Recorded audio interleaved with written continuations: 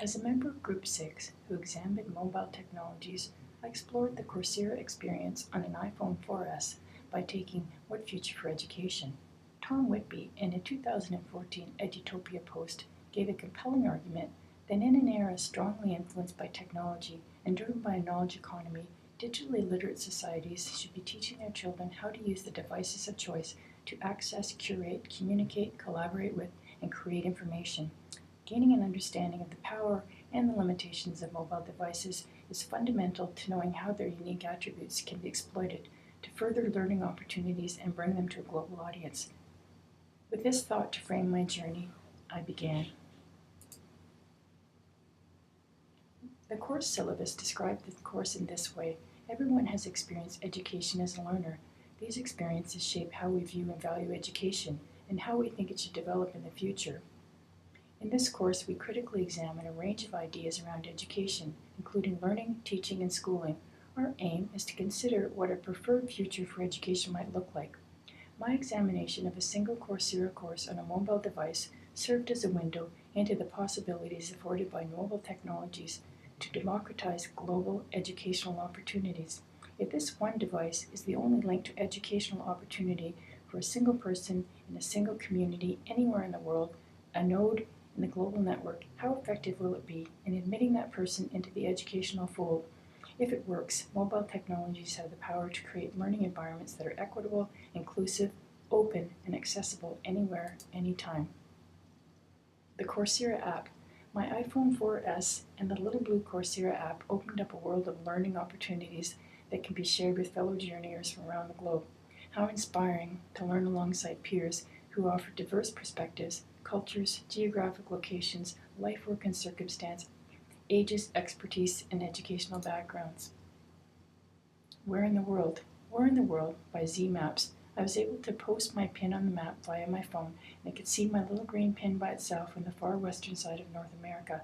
The map loads in sections on the iPhone, but it is there, it works, and I could see myself and countless other peers from around the world.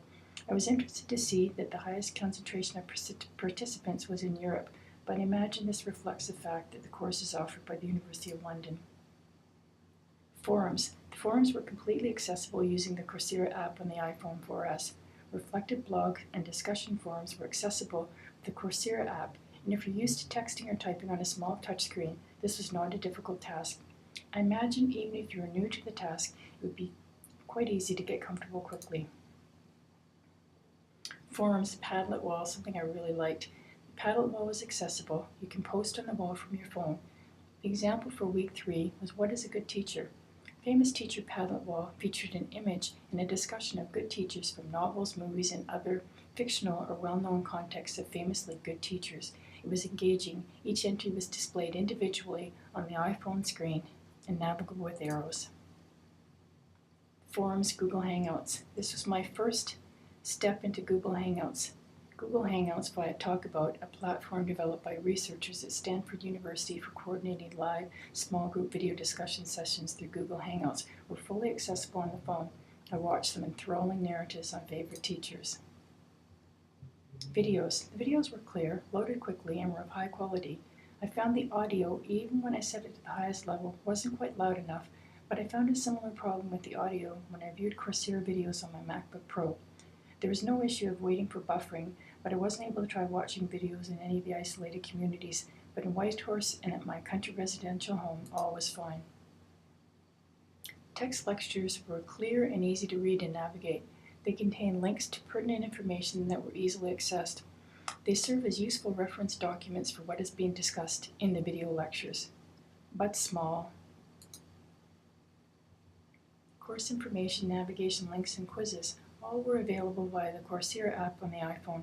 Quizzes were accessible. I found that in general, with less real estate available for viewing and interacting on an iPhone, you could sometimes get a bit lost navigating the course and wonder where you were and how to get back to a place where you could view the overall navigation structure.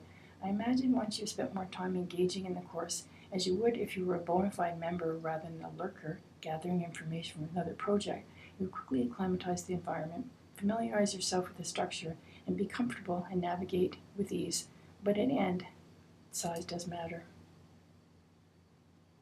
Coursera's mission. The future of education. We envision a future where everyone has access to world-class education. We aim to empower people with education that will improve their lives, the lives of their families, and the communities they live in. The promise of mobile phones in the democratization of education rests in their ubiquity and intuitive simplicity.